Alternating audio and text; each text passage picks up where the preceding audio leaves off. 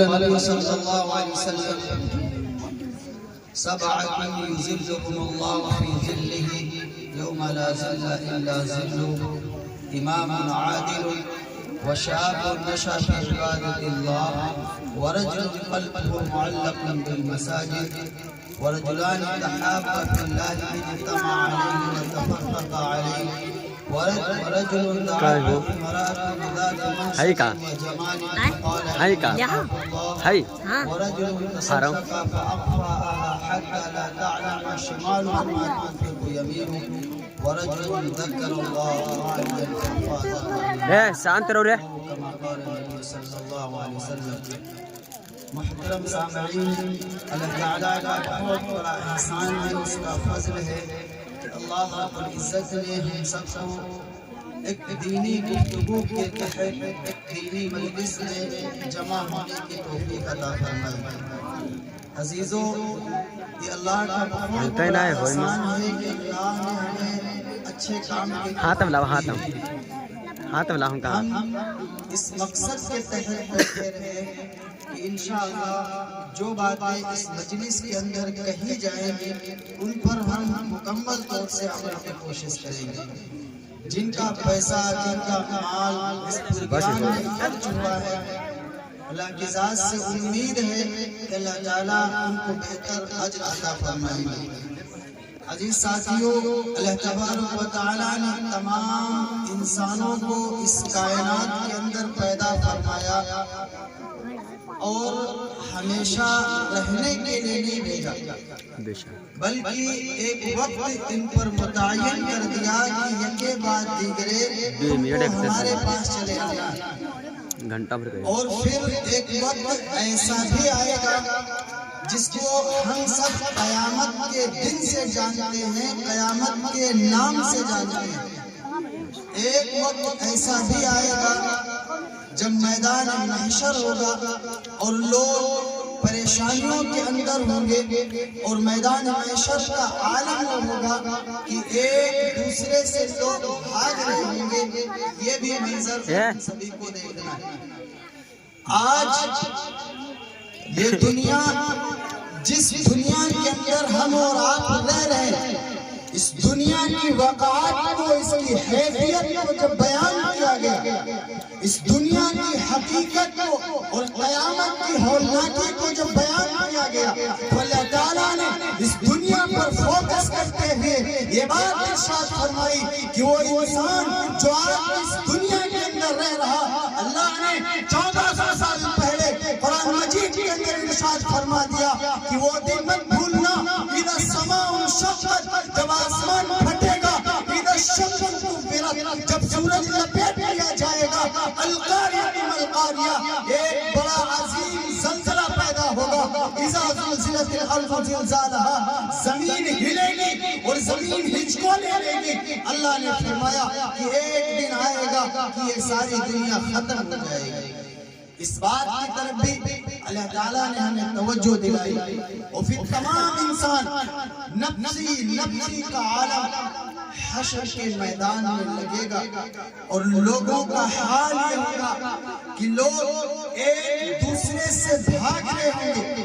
ایک سگا باپ جو اپنے بیٹے کے لیے نامعلوم کتنی قربانیاں دیا کرتا تھا، وہ باپ کہ جو اگر بیٹا رات 2 بجے ٹھنڈی کی موسم میں اگر بیمار ہوتا، وہ باپ کسی کی گاڑی لے کر اپنے بیٹے کو علاج کے لیے لے کر جاتا تھا. خدا کی قسم، وہ سگا باپ اپنے بیٹے کو قیامت کے دن بھول جائے گا. وہ سگی ماں جو اپنے بچے کو چھاتی سے لگا کر کے پھرتی تھی، وہ ماں قیامت کے دن اپنے بچے کو پہچاننے سے انکار کر دے گی. اللہ تعالیٰ نے فرمایا کہ وہ دن ایسا ہوگا کہ لوگ نفسی نفسی کے عالم میں ہوں گے. باپ جائے گا دوڑ کر، میرے بیٹے میں نے تمہارے لیے اتنی قربانیاں دی تھی، رات 1 بجے میں تمہیں اسپتال لے کر جاتا تھا، میں تمہارے لیے علاج کے لیے دوڑتا تھا. میرے بیٹے آج میرے پاس ایک نیکی کم پڑ گئی ہے، میرے بیٹے ایک نیکی مجھے دے دے. وہ بیٹا انکار کرے گا، جا بھاگ جا، میں تجھے نہیں پہچانتا. اور حال یہ ہوگا، اس کا ایکو تھوڑا سا کم کر دیجئے، حال یہ ہوگا کہ لوگ ایک کو پہچاننے سے انکار کر دیں گے۔ یہ سورج جو آج روشنی بانٹتا پھرتا ہے، جس کی تپش سے آج ہم سب گھبراتے ہیں، خدا کی قسم یہ سورج کل انسان کے سر کے قریب کر دیا جائے گا۔ لمبی لمبی لائنیں میدان محشر کے دن لگی ہوں گی، تمام گنہگاروں کی، تمام سیاکاروں کی، تمام زناکاروں کی، بدکاروں کی اور تمام بڑے بڑے گناہ کرنے والوں کی لائنیں لگی ہوں گی۔ اور اس دن جب لوگ نبضی کے عالم میں مبتلا ہوں گے، لوگ تلاش کر رہے ہوں گے کہ کہیں کوئی سایہ مل جائے، کہیں میں چلا جا کر کے سایہ حاصل کر لوں، لیکن کہیں سایہ نہیں ملے گی۔ ایسے وقت میں، ایسے موقع پر، اور اسی کے بارے میں اللہ کے نبی کریم صلی اللہ علیہ وسلم نے ارشاد فرمایا کہ میدان محشر میں 7 قسم کے لوگ ایسے ہوں گے جن کو اللہ تعالیٰ اپنے عرش کا سایہ نصیب فرمائیں گے۔ آپ کوشش کریں کہ انشاءاللہ ہم ان 7 لوگوں میں سے کوئی ایک ضرور بنیں گے۔ انشاءاللہ کہیں گے ہم 7 لوگوں میں سے کوئی ایک ضرور ہم بنیں گے، اپنے اندر کوئی ایک صفت ضرور ہم پیدا کریں گے۔ اگر ایک صفت آپ نے پیدا کر لی تو میں سمجھوں گا کہ آپ کا یہ پروگرام کامیاب ہوا۔ قیامت کے دن اللہ تعالیٰ جن کو اپنے عرش کا سایہ نصیب فرمائیں گے، یہ 7 قسم کے لوگ ہوں گے۔ سب سے پہلا شخص وہ ہوگا امام عادل، جو عادل، جو انصاف پسند بادشاہ ہو، جو عادل امام ہو۔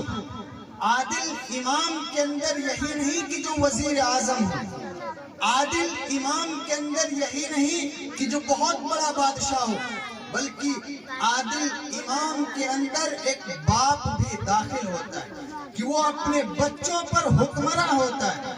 عادل امام کے اندر محلے کا جو مکھیا ہوتا ہے وہ اپنے محلے کا امام ہوتا ہے۔ اگر وہ مکھیا اپنے محلے والوں کے درمیان اگر انصاف کرتا ہے، باپ اگر اپنے بیٹوں اور اپنی بیٹیوں کے درمیان اگر انصاف کرتا ہے، اگر حق کا فیصلہ کرتا ہے، تو یہ بھی عادل بادشاہ کے حکم میں آتا ہے۔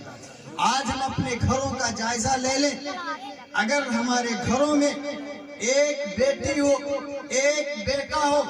اگر ہم کوئی سامان اگر لے کر کے آتے ہیں تو بیٹے کے لیے ہم سامان اسپیشل لے کر کے آتے ہیں، اور اپنی بیٹی کے لیے ہم اس سے کم درجے کا سامان لے کر آتے ہیں۔ خدا کی قسم یہ آپ کی ناانصافی ہے، یہ آپ کی ناانصافی ہے۔ اور اسی کے بارے میں اللہ کے نبی نے فرمایا تھا، وہ قیامت کا دن جب تمام لوگ پسینے کے اندر شرابور ہوں گے، ایک عاصی بھی کھڑا ہوگا، وہ مکار بھی کھڑا ہوگا، وہ شخص بھی ہوگا جو اپنے بچوں کے درمیان ناانصافیاں کیا کرتا تھا، وہ بندہ بھی ہوگا جو اپنے بچوں کے درمیان اور بچوں کے درمیان فرق کیا کرتا تھا۔ خدا کی قسم کل قیامت کے دن یہ گنہگار باپ اس حال کے اندر کھڑا ہوگا کہ اس کا سگا بھائی اور اس کی سگی بیٹی جائے گی اور کہے گی، ابا جان میرا کیا قصور تھا جب دنیا کے اندر میں رہتا تھا، میرا کیا قصور تھا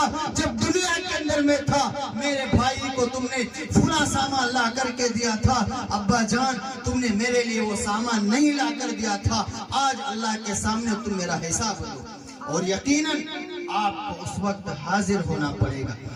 باپ اگر بچوں کے درمیان اگر انصاف کرتا ہے، وہ عادل حکمراں ہے۔ اگر باپ اپنے بیٹوں اور بیٹیوں کے درمیان انصاف کا معاملہ کرتا ہے تو یقین مانو قیامت کے دن اللہ تعالیٰ اس کو اپنے عرش کے سائے میں جگہ دیں گے۔ کتنا بڑا انعام۔ ایک صحابی ہے حضرت نعمان بن بشیر رضی اللہ تعالیٰ عنہ،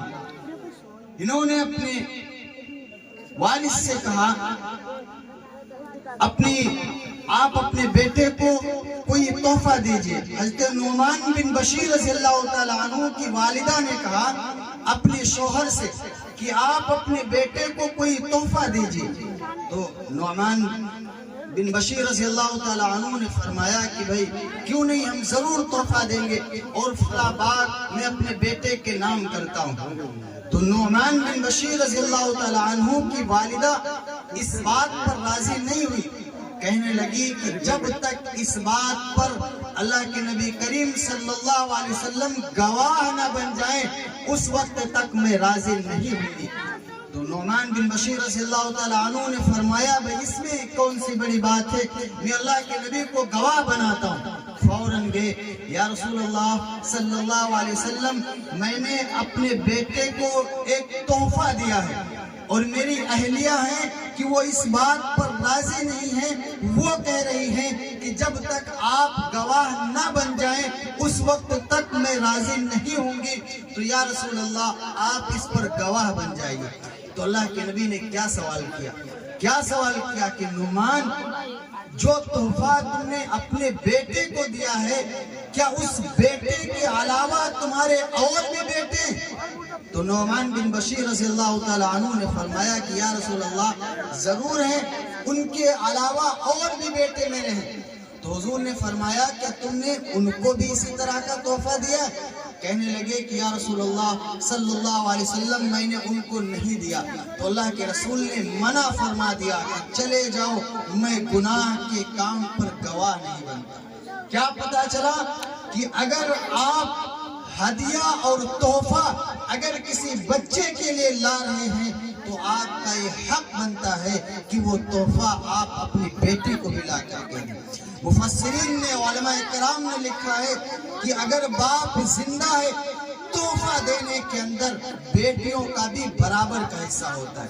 تحفہ دینے کے اندر باپ اگر ایک سامان اگر اپنے بیٹے کو لا کر کے دے تو یہ باپ کا حق بنتا ہے کہ وہ اپنے بیٹے کے ساتھ بھی انصاف کا معاملہ کرے۔ اگر وہ باپ اپنے بیٹے کے ساتھ انصاف کا معاملہ کرتا ہے تو یہ میں نہیں، یہ اسٹیج کے علماء نہیں بلکہ ساری کائنات کا نبی، تمام نبیوں سے اعلیٰ، تمام نبیوں کا سردار محمد رسول اللہ صلی اللہ علیہ وسلم نے فرمایا اگر کوئی باپ، اگر کوئی حاکم انصاف کرتا ہے تو کل قیامت کے دن جب لوگ سایہ تلاش کر رہے ہوں گے، جب لوگ ایک دوسرے کو چھوڑ کر بھاگ رہے ہوں گے تو قیامت کے دن اللہ تعالیٰ اس انصاف کرنے والے شخص کو بلا کر اپنے عرش کے سائے میں کھڑا کریں گے۔ کتنا بڑا انعام! یہ پہلا شخص ہوگا جس کو عرش کا سایہ نصیب ہوگا، یعنی جو شخص انصاف کرتا ہو۔ اور دوسرا شخص رجل قلبہ معلق بالمساجد، دوسرا وہ شخص جس کا دل مسجد سے لگا رہتا ہو، جس کا دل مسجد سے اٹکا رہتا ہو، جو نماز کا پابند ہو، جس کا دل مسجد کی طرف بار بار بھاگتا ہو، فجر پڑھ کر آیا اب اسے انتظار ہے کہ مجھے ظہر بھی پڑھنی، ظہر پڑھ کے آیا اسے انتظار ہے کہ مجھے عصر بھی پڑھنی۔ یہ شخص جو نماز کا انتظار کیا کرتا ہے، جو اس انتظار میں رہتا ہے کہ کب اذان ہو، کب ہم مسجد کے اندر چلے جائیں، یاد رکھنا آج ہمارے معاشرے کے اندر تو نماز کو وہ اہمیت ہی نہیں دی جاتی۔ علماء موجود ہیں، آپ کا گاؤں ہے، آپ کا علاقہ ہے، یقیناً آج ایک مسلمان جو سچا پکا ایمان والا ہے، جو اپنے آپ کو سچا مسلمان کہتا ہے، لیکن اللہ کے نبی کریم صلی اللہ علیہ وسلم کا جو سب سے بڑا حکم ہے نماز کا، آج ایک مسلمان کی اس معاملے کے اندر انتہائی درجے کی کوتاہیاں ہو رہی ہیں۔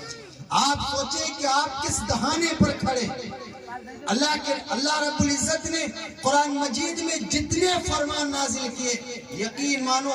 اگر اللہ تعالیٰ قرآن میں کسی چیز کے بارے میں ایک مرتبہ کہہ دے کہ میرے بندو یہ چیز میں نے حرام کر دی ہے، وہ اتنی سخت تاکید ہوتی ہے کہ بات اللہ کی، لیکن قربان جاؤ جب نماز جیسی عبادت کی باری آئی، جب نماز جیسی عبادت کا نمبر آیا تو اللہ نے ایک نہیں، دو مرتبہ نہیں، تین مرتبہ نہیں، علماء نے لکھا ہے تقریباً 62 سے زیادہ مرتبہ تمام انسانوں کو نماز کی تاکید کی،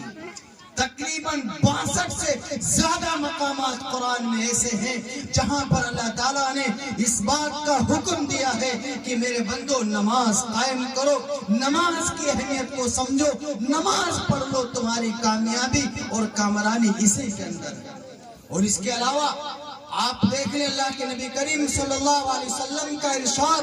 کتنا سخت ارشاد ہے۔ اللہ کے نبی نے فرمایا من ترک الصلاۃ متعمدا فقد کفر، کہ جس شخص نے جان بوجھ کر نماز چھوڑ دی اس نے کفر کر دیا،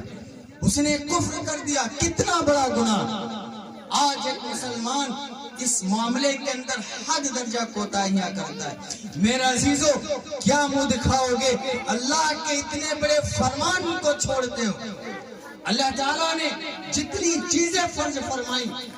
علماء موجود ہیں، آپ معلوم کرنا، جب اللہ نے زکوٰۃ فرض فرمائی تو زکوٰۃ کا حکم اللہ نے زمین پر نازل کیا۔ اللہ نے روزے فرض فرمائے، اللہ نے روزے کا حکم زمین پر نازل کیا۔ اللہ نے حج کو فرض فرمایا، حج کا حکم اللہ تعالیٰ نے زمین پر نازل کیا۔ لیکن جب نماز جیسی اہم عبادت کی باری آئی تو اللہ اگر چاہتا تو نماز کا حکم بھی زمین پر نازل کر سکتا تھا، لیکن چونکہ نماز سب سے اعلیٰ چیز ہے اس لیے اللہ نے اعلیٰ جگہ کا انتخاب کیا، اور نماز جیسی عبادت کو اللہ نے زمین پر نہیں نازل فرمایا، بلکہ اللہ تعالیٰ نے اپنے محبوب نبی کریم صلی اللہ علیہ وسلم کو عرش پر بلا کر پھر وہاں پر اللہ نے اس عبادت کا تحفہ دیا۔ آپ کیا سمجھ سکتے کہ یہ نماز کتنی اہم عبادت ہے، کتنی اہم چیز ہے۔ علماء کے اقوال دیکھیں اس معاملے میں کتنے سخت ہیں۔ بعض علماء تو کہتے ہیں اگر کوئی مسلمان اگر نماز نہیں پڑھتا اسے مسلمانوں کے قبرستان میں دفن نہ کیا جائے۔ علماء کے اقوال دیکھیں، امام مالک رحمۃ اللہ علیہ فرماتے ہیں اگر کوئی شخص نماز کو چھوڑتا ہے تو وقت اور حکومت پر یہ واجب ہے کہ اس کے قتل کا اعلان کر دے۔ اور علماء فرماتے شیخ سعدی شیرازی رحمۃ اللہ علیہ کا قول ہے کہ بے نمازی کو قرض نہ دیا کرو، بے نمازی جو اللہ کا قرض نہیں ادا کرتا وہ تمہارا قرض کب ادا کرے گا۔ نماز کے بارے میں کتنے سخت فرامین ہیں۔ اور اس کے علاوہ روایات میں آتا ہے کہ روزانہ جانور صبح اٹھ کر اللہ کے بارگاہ میں شکر ادا کرتا ہے۔ روزانہ جانور گھوڑا کہتا ہے اے اللہ تیرا شکر ہے کہ تو نے مجھے گھوڑا بنایا، تو نے مجھے بھینس نہیں بنایا۔ بھینس کہتی ہے اے اللہ تیرا شکر ہے کہ تو نے مجھے بھینس بنایا، تو نے مجھے گدھا نہیں بنایا۔ گدھا اللہ کے بارگاہ میں شکر ادا کرتا ہے اے اللہ تیرا شکر ہے تو نے مجھے گدھا بنایا، تو نے مجھے کتا نہیں بنایا ہے۔ کتا اللہ کے بارگاہ میں شکر ادا کرتا ہے مولا تیرا شکر ہے کہ تو نے مجھے کتا تو بنا دیا لیکن مجھے خنزیر نہیں بنایا۔ یہ آخری جملہ سننا، روایات کے اندر آتا ہے یہ خنزیر صبح اٹھ کر اللہ کے بارگاہ میں دعا کرتا ہے اے اللہ تیرا شکر ہے کہ تو نے مجھے خنزیر بنایا، تو نے مجھے نجس بنایا۔ اے اللہ تیرا شکر ہے کہ تو نے مجھے بے نمازی نہیں بنایا۔ آج ہم کس دور کے اندر جی رہے ہیں؟ بے نمازی سے خنزیر بھی پناہ مانگتا ہے۔ مشہور واقعہ آپ جانتے ہیں، آپ نے سنا سیدنا عمر فاروق رضی اللہ تعالی عنہ کے دور کے اندر ایک بڑھیا آئی یا امیر المومنین زمین پر میرا تیل گر گیا تھا، زمین نے میرا تیل چوس لیا ہے، امیر المومنین آپ کچھ کر دیجئے کہ زمین میرا تیل واپس کر دے۔ تو عمر فاروق رضی اللہ تعالی عنہ نے ایک پرچی اٹھائی اور اس پر کچھ لکھا اور کہا کہ جا جہاں پر تیرا تیل گرا تھا اس زمین پر اس پرچی کو جا کر رکھ دے۔ چنانچہ وہ بڑھیا ایسا ہی کرتی ہے، وہاں سے پرچی لے کر آتی ہے اور اس زمین پر جہاں تیل سوکھ گیا تھا اس زمین پر رکھ دیتی ہے۔ تاریخ گواہ ہے آسمان نے وہ منظر دیکھا، हवाओं और फिजाओं ने वो मंजर देखा, परिंदों ने वो मंजर देखा कि बुढ़िया जब अपनी पर्ची जमीन पर रखती है, जमीन वो बुढ़िया का तेल निकालना शुरू कर देती है और तेल वापस आ जाता है। लोग हैरान हैं, आखिर इसमें लिखा हुआ क्या है? लोग परेशान हैं, आखिर उमर फारूक रज़ियल्लाहु तआला अन्हु ने क्या लिख दिया है पर्ची के अंदर कि जमीन भी घबरा कर बुढ़िया का तेल वापस कर रही है। लोग पर्ची को खोलते हैं और पर्ची में लिखा हुआ होता है, ऐ जमीन तूने इस बुढ़िया का तेल चूस लिया है, ऐ जमीन तू इस बुढ़िया का तेल वापस कर दे, वरना तेरे अंदर ऐसे शख्स को दफन करूंगा जो कभी नमाज नहीं पढ़ता होगा। जमीन घबरा जाती है, गोया की जमीन कह रही होती है, अमीरुल मोमिनीन बात अगर तेल की है या उमर फारूक बात अगर माल की है, मैं बुढ़िया का तेल वापस करती हूँ, लेकिन खुदाया मेरे अंदर किसी बेनमाजी को दफन न करना, मेरे अंदर किसी बेनमाजी को दफन न करना, मुझे तेल की कोई जरूरत नहीं। जमीन ने तेल वापस कर दिया, गोया कि जमीन एक पैगाम दे रही थी कि उमर फारूक मुझे इतना बड़ा गुनहगार मेरे अंदर दफन न करना। आज हम किस दौर के अंदर जी रहे हैं? एक मुसलमान जो बालिग है, आकिल है, चलता फिरता है, काम करने वाला है, अफसोस इस बात पर है कि आज वो नमाज नहीं पढ़ता। आप क्या मुंह दिखाएंगे? सिर्फ यही नहीं कि हम नबी का नाम ले ले, हम मिलाद करा ले, हम जलसे करा ले,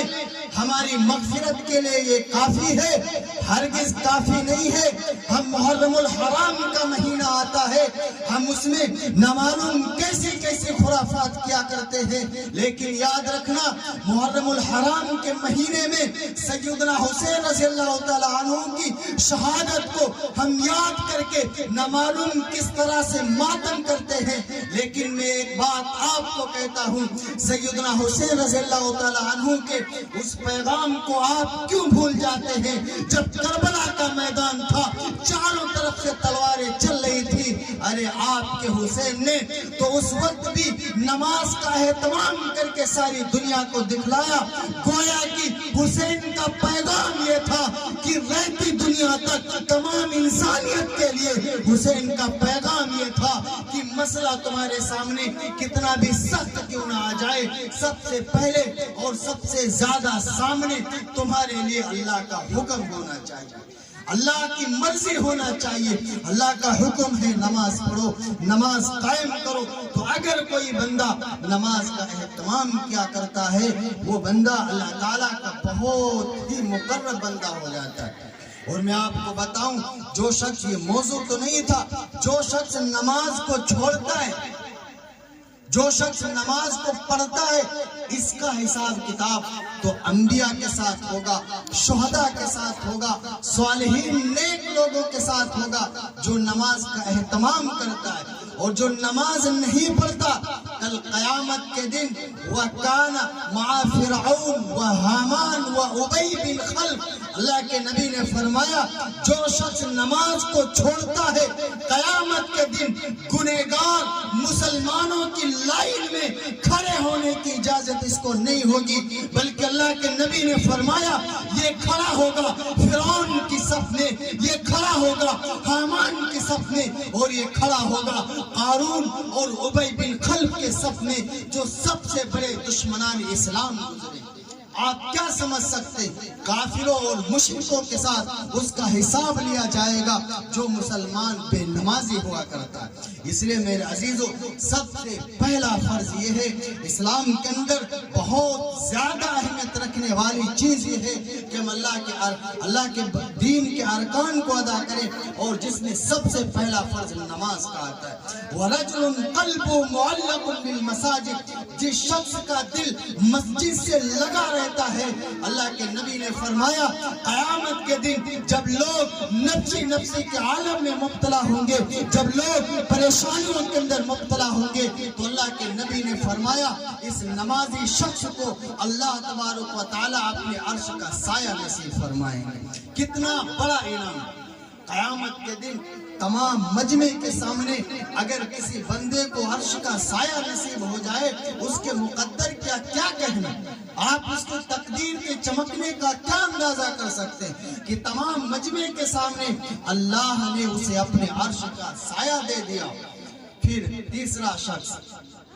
وَشَابٌ نَشَأَ فِي عِبَادَةِ اللَّهِ، کہ وہ جوان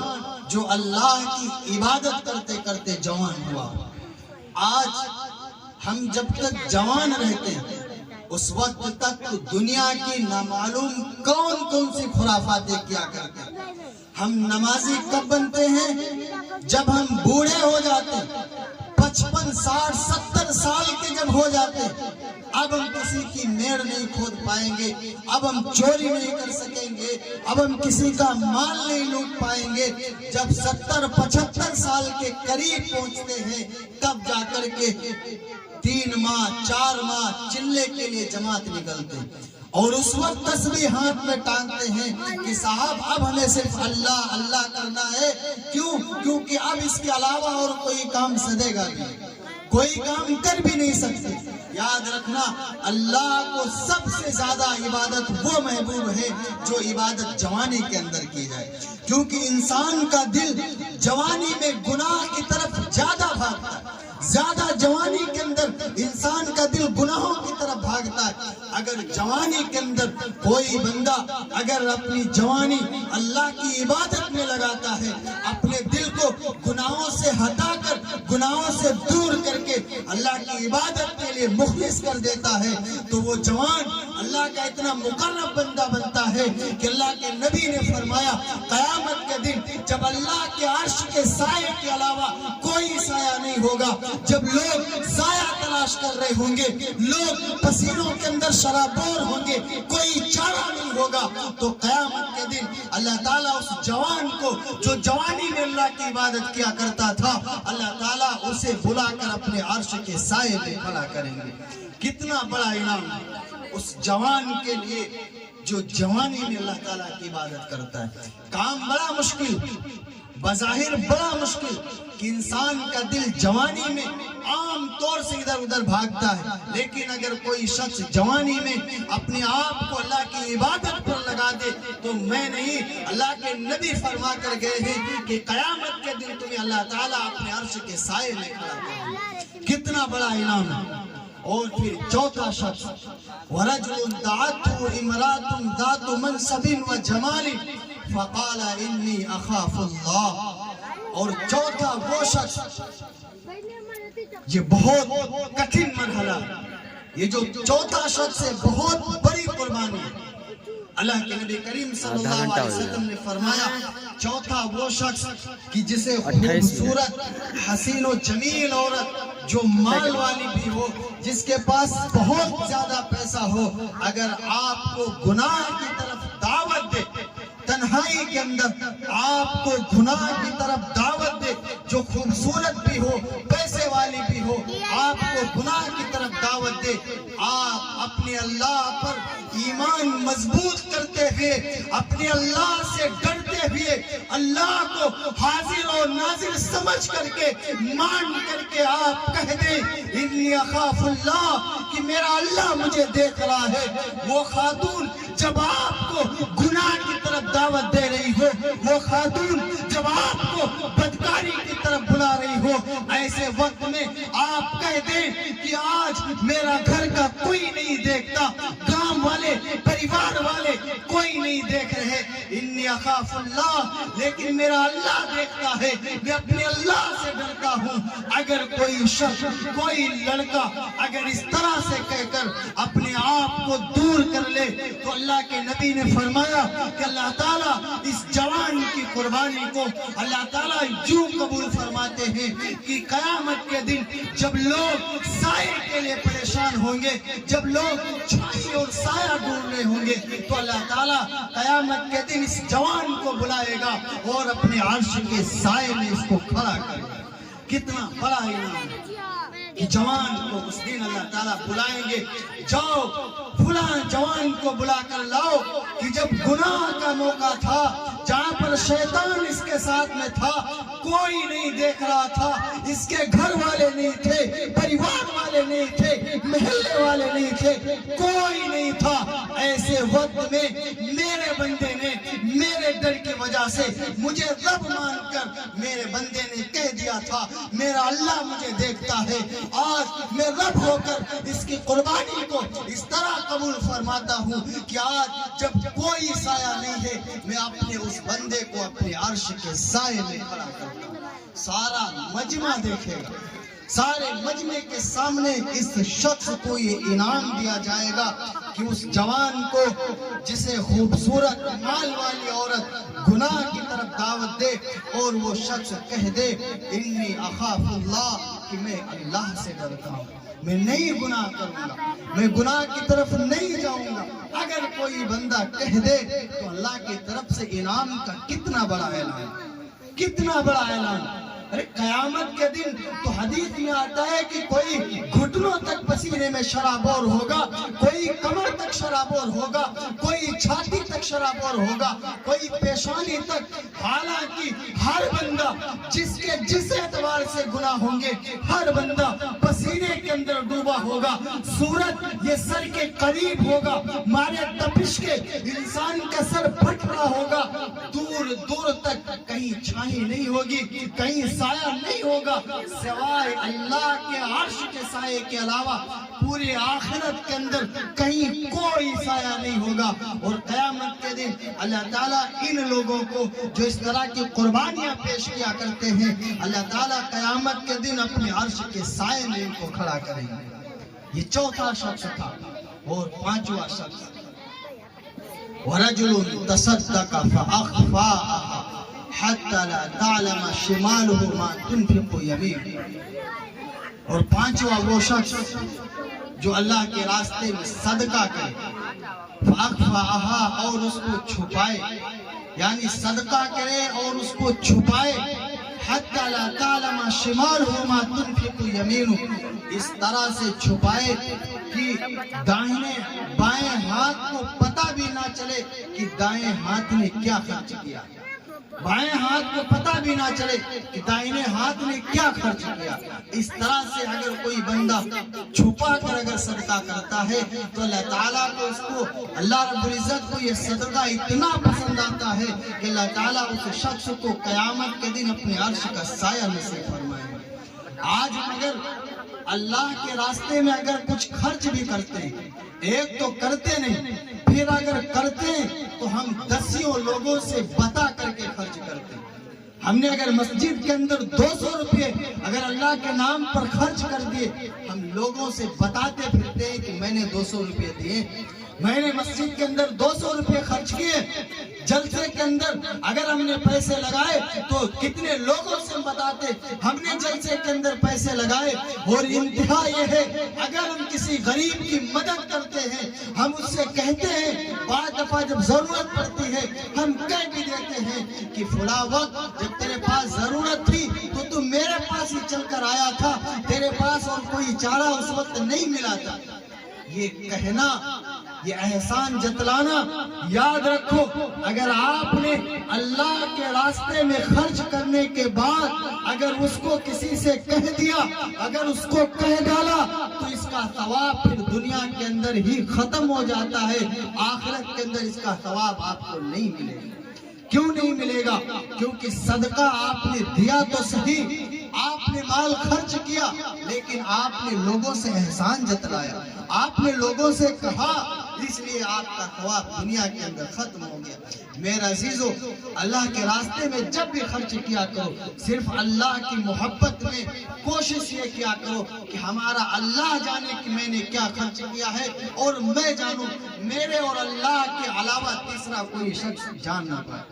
کسی کو پتہ نہ چلے۔ کبھی کسی کے گلے ملا کرو، کوئی غریب ہو، 100 روپیہ آپ دینے والے ہیں، اللہ نے آپ کو دینے والا بنایا، اللہ کا شکر ادا کرو، اللہ کا شکر بے انتہا ادا کرو۔ اے اللہ تیرا شکر ہے کہ آج میں 10 روپے کسی کو دینے والا تو ہوں، کہیں ایسا تو نہیں کہ اللہ میں اتنا پریشان تو نہیں ہوں، اے اللہ تیرا احسان ہے کہ میں 10 روپے دینے والا ہوں۔ کبھی کوئی یتیم بچہ میرا کرے، اس کے جیب میں 20 روپے خاموشی کے ساتھ اللہ کے لیے، اللہ کی محبت میں رکھ دیا کرو، اور پھر اس کو بھول جایا کرو، اور اپنے ذہن کے اندر یہ خیال کیا کرو، دل کے اندر یہ سوچا کرو کہ اے اللہ میں نے صرف تیری خوشی کے لیے کیا ہے، اے اللہ میں نے تیری رضا کے لیے کیا ہے، اے اللہ میں کسی سے نہیں بتاؤں گا اور آپ کسی سے نہ بتائیں۔ یقین مانیں اللہ تعالیٰ آپ کے اس صدقے کو اس طرح سے قبول فرمائیں گے کہ ممکن ہے، اور اللہ کی ذات سے امید ہے کہ قیامت کے دن جب لوگ اللہ کے عرش کے علاوہ جب لوگ سایہ تلاش کر رہے ہوں گے، لوگ بھاگ رہے ہوں گے، تو آپ کے اس خاموشی کے خرچ کرنے کی بدولت اللہ تعالیٰ آپ کو اپنے عرش کا سایہ نصیب کر دیں گے، اپنے عرش کے سائے میں اللہ تعالیٰ کھڑے کر دیں گے۔ کتنا بڑا انعام ہے۔ اس لیے میرے عزیزو، جب بھی خرچ کیا کرو اللہ کے نام پر نکالا کرو تو خفیہ طور پر صدقہ کیا کرو، چھپا کر کے صدقہ کیا کرو کہ اللہ اور آپ کے درمیان اور کوئی نہ جان پائے، کسی کو کچھ پتہ نہ چلے۔ یہ صدقہ اللہ تعالیٰ کو بہت زیادہ پسند ہوتا ہے۔ پھر چھٹا وہ شخص، رجلان تحابا فی اللہ اجتمع علیہ وتفرق علیہ۔ 5 لوگوں کو میں نے بتایا جن کو اللہ تعالیٰ قیامت کے دن عرش کا سایہ نصیب فرمائیں گے۔ اور چھٹا وہ شخص، رجلان تحابا فی اللہ اجتمع علیہ وتفرق علیہ۔ چھٹے وہ لوگ کہ جو اللہ کے لیے آپس میں محبت کرتے ہیں، اللہ کے لیے آپس میں محبت کرتے ہو، اجتمع علیہ، اللہ کی محبت ہی میں جمع ہوتے ہو، وتفرق علیہ، اور اللہ ہی کی محبت میں الگ ہوتے ہیں۔ میرے عزیزو، اس طرح کے لوگ پانا آج آپ کے لیے بہت مشکل ہے۔ ہمارے معاشرے کے اندر اگر تلاش کیا جائے کہ کوئی ہم سے صرف اللہ کے لیے محبت کرتا ہو تو آپ کو بہت کم لوگ ملیں گے۔ ایک دوست اگر دوسرے دوست سے محبت کرتا ہے تو کوئی نہ کوئی فائدہ مقصود ہوتا ہے۔ اگر کوئی آپ کے بغل بیٹھ رہا ہے، آپ سے مسکرا کر بول رہا ہے، تو تقریباً یہ طے بات ہوتی ہے کہ اس کو آپ سے کوئی نہ کوئی فائدہ حاصل ہے۔ لیکن وہ لوگ جو اللہ کی محبت میں جمع ہوتے ہیں، اللہ کی محبت میں سفر کیا کرتے ہیں، ان کے لیے بڑے انعام کا اعلان کیا گیا۔ کبھی اپنی زندگی کے اندر آپ روزانہ بسوا جاتے ہیں، سیتا پور کا سفر کرتے ہیں، نہ معلوم کہاں کہاں کا سفر کرتے ہیں۔ اپنی زندگی میں 1-2 مہینہ، ہر مہینے میں 1 دن آپ کی زندگی میں ایسا ضرور ہونا چاہیے کہ آپ کسی عالم سے ملاقات کے لیے سفر کریں، اور آپ کی غرض یہ ہو، آپ کا مقصد یہ ہو کہ آج میں کسی کام سے نہیں بلکہ آج میں اللہ کی محبت میں، اللہ کے لیے میں کسی عالم سے ملنے جا رہا ہوں۔ کبھی ایسا کر لیا کرو، آپ روزانہ لہر پور کا سفر کرتے ہو، کبھی اللہ کے لیے سفر کیا کرو کہ آج ہم لہر پور جائیں گے، کسی مفتی سے، مفتی عبد الرحمن صاحب کے، ان کے علاوہ تمام علماء دین ہیں، ہم کسی عالم سے ملاقات کریں گے، صرف اللہ کی محبت میں کریں گے کہ ہم کسی عالم سے ملیں گے، کسی اللہ والے سے ملیں گے، ہو سکتا ہے اللہ اس کے برکت سے ہمارے بھی گناہوں کو معاف کر دے۔ اس غرض سے کبھی سفر کیا کرو۔ حدیث شریف میں آتا ہے، ایک شخص سفر کر رہا تھا، اللہ تعالیٰ نے فرشتوں کو بھیجا، جاؤ پوچھو اس سے کہ یہ کہاں جا رہا ہے۔ فرشتہ آیا، وہ کہنے لگا کہ وہ رک جا، وہ رک گیا۔ فرشتہ آدمی کی شکل میں تھا، وہ فرشتہ کہنے لگا کہ بھائی تم کہاں جا رہا؟ وہ شخص کہنے لگا کہ مجھے فلاں صاحب سے ملنا ہے۔ تو فرشتے نے کہا کہ تمہیں ان سے کوئی کام ہے، تمہارا کوئی مقصد ہے، تم کیوں جا رہے ہو ملنے؟ تو اس شخص نے کہا کہ بھائی نہیں، ہماری کوئی تجارت نہیں ہے، ہمارا کوئی مقصد نہیں ہے، ہماری کوئی غرض نہیں ہے ملاقات کی۔ فرمایا تو پھر کیوں جا رہے ہو؟ کہنے لگا صرف اس لیے جا رہے ہیں کہ وہ نیک بندہ ہے، اللہ والا ہے، ہم ان سے ملاقات کر لیں گے تو ہمارے دل میں بھی اللہ کی کچھ محبت پیدا ہو جائے گی۔ تو فرشتے نے کہا کہ مجھے مجھے اللہ نے بھیجا ہے اور مجھ سے اللہ نے فرمایا ہے جاؤ کہہ دو اگر یہ بندہ میری محبت میں سفر کر رہا ہے، اگر یہ بندہ اللہ کی محبت میں سفر کر رہا ہے تو جاؤ اس بندے سے کہہ دو کہ اللہ بھی تم سے محبت فرماتے ہیں، اس بندے سے کہہ دو کہ اللہ پاک بھی تم سے محبت کرتے ہیں۔ کتنا بڑا انعام ہے۔ وہ لوگوں کبھی اللہ کی محبت میں بھی سفر کیا کرو، اللہ کی محبت میں بھی دوڑا کرو، اللہ کی محبت میں جب آپ چلیں گے اور اس کے لیے دین کی مقصد کے لیے آپ سفر کریں گے تو یقین مانو قیامت کے دن اللہ کی ذات سے امید ہے، جب اللہ کے عرش کے سائے کے علاوہ کوئی سایہ نہیں ہوگا تو امید ہے اللہ کی ذات سے کہ اللہ تعالیٰ آپ کو بھی اپنے عرش کا سایہ نصیب فرمائے۔ اور پھر ساتواں وہ شخص آخری وَرَجُلٌ ذَكَرَ اللَّهَ خَالِيًا فَفَاضَتْ عَيْنَاهُ، یہ بہت خاص کام ہے، بہت ضروری کام ہے۔ ساتواں وہ شخص جس کو اللہ تعالیٰ اپنے عرش کا سایہ نصیب فرمائیں گے، رَجُلٌ ذَكَرَ اللَّهَ خَالِيًا فَفَاضَتْ عَيْنَاهُ، وہ شخص جو تنہائی میں اپنے اللہ کو یاد کرے اور اللہ کی یاد میں اس کی آنکھوں میں آنسو آ جائے، جو تنہائی میں اللہ کو یاد کرے۔ میرے بھائیوں ساری زندگی ہم نے گنوا دی، اتنی کوئی 55 سال کا ہوگا، کوئی 60 سال کا ہوگا، کوئی 30 سال کا ہوگا، اپنی زندگیوں کے اندر یہ غور کریں اور آج سے یہ طے کر لے کہ ہم اللہ کی محبت میں بھی آنسو بہائیں گے۔ جائے کبھی اتنے گناہ ہم سب نے کیے ہیں، گناہوں کے اندر ہم سب ڈوبے ہوئے ہیں، جاؤ کبھی مسجد کا دروازہ کھٹکھٹاؤ، تہجد کا وقت ہو جہاں پر تیرے علاوہ اور اللہ کے علاوہ کوئی موجود نہ ہو، تو ہو تیرا اللہ ہو، تو ہو تیرا مالک ہو، تہجد کے وقت دروازہ کھول دے اور اللہ کے سامنے مصلی بچھا کر دونوں ہاتھ اٹھا کر اللہ کی محبت میں رونا شروع کر دے۔ اے اللہ تو ساری کائنات کا مالک ہے، اے اللہ تو ساری کائنات کا خالق ہے، اے اللہ تو نے بڑے بڑے گنہگاروں کو معاف کیا ہے، اے اللہ تو نے بڑے بڑے سیاہکاروں کو معاف کیا ہے، اے مالک کائنات تو نے بڑے بڑے گنہگاروں اور عیاشیوں کو معاف کیا ہے۔ میرے مالک تو نے ایسے گناہوں کو معاف کر دیا جن کا معاف کرنا ناممکن تھا، اے اللہ تو نے 100 قاتل کرنے والے کو بھی معاف کر دیا ہے۔ میرے مالک آج یہ تیرا عاصی بندہ، تیرا گنہگار بندہ، ہم نے تقریر کے اندر سنا تھا، ہم نے حدیث کے اندر سنا تھا، جب بندہ تہجد کے وقت میں اللہ کا دروازہ کھٹکھٹاتا ہے تو اے اللہ آپ اس کے گناہوں کو معاف کرتے ہیں۔ میرے مالک میں حدیث سن کر آیا ہوں، اے اللہ آج تیرے سامنے ہاتھ اٹھا کر میں اپنے گناہوں کو سامنے رکھ کر کے دعا کرتا ہوں۔ میرے اللہ راتوں کو گناہ میں نے کیے، میرے اللہ بستروں پر گناہ میں نے کیے، میرے پالنے والے راستوں پر گناہ میں نے کیے، اے اللہ آج میں گنہگار بندہ تیرے سامنے چل کر آیا ہوں، اے اللہ آج مجھے معاف کر دے، میں آپ سے معافی مانگنے والا آیا ہوں۔ میرے عزیزوں اللہ کے نبی نے فرمایا جو بندہ اس طرح سے کرتا ہے اور جاتا ہے تہجد کے وقت میں دعائیں کرتا ہے اور اس کی آنکھوں سے آنسو نکل آتے ہیں تو حضور اکرم کا ارشاد ہے یہ آنسو نکلنا اللہ تعالیٰ کو اتنا پسند آتا ہے، اتنا پسند آتا ہے، آنکھوں سے آنسو کا بہ جانا، آنکھوں کا آنسو سے دبدبا جانا یہ مالک کائنات کو اتنا پسند آ جاتا ہے کہ قیامت کے دن جب سارے لوگ پسینے میں شرابور ہوں گے، لوگ اپنے حساب کتاب میں پھنسے ہوں گے، پل صراط کا راستہ ہوگا، اتنا مشکل وقت ہوگا، ایسے وقت میں اللہ تعالیٰ اس رونے والے کو، اس معافی مانگنے والے کو، اس گناہ سے توبہ کرنے والے کو تمام مجمع کے سامنے بلا کر اپنے عرش کا سایہ نصیب فرمائے گے۔ میرے عزیزو آج ہم کہاں ہیں؟ ہم نے اللہ سے مانگنا چھوڑ دیا، ہم پھیری کرنے والے ہیں، ہم جاتے ہیں روزانہ صبح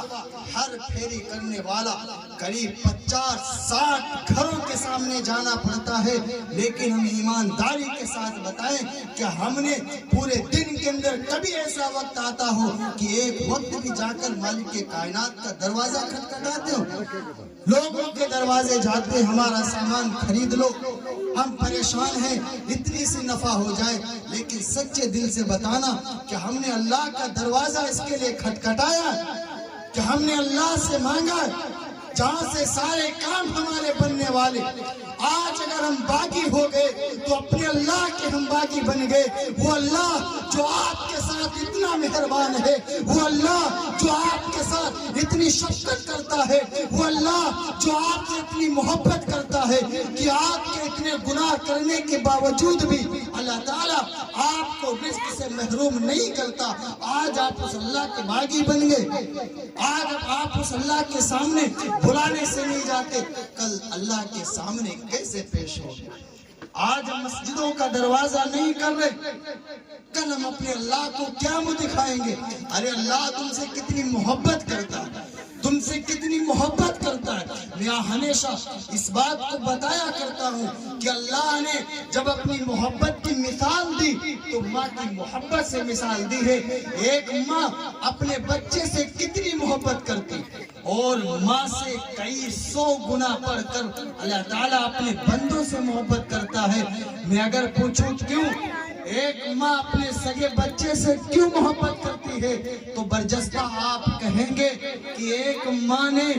اپنے بیٹے کو 9 مہینے پیٹ میں رکھا ہے،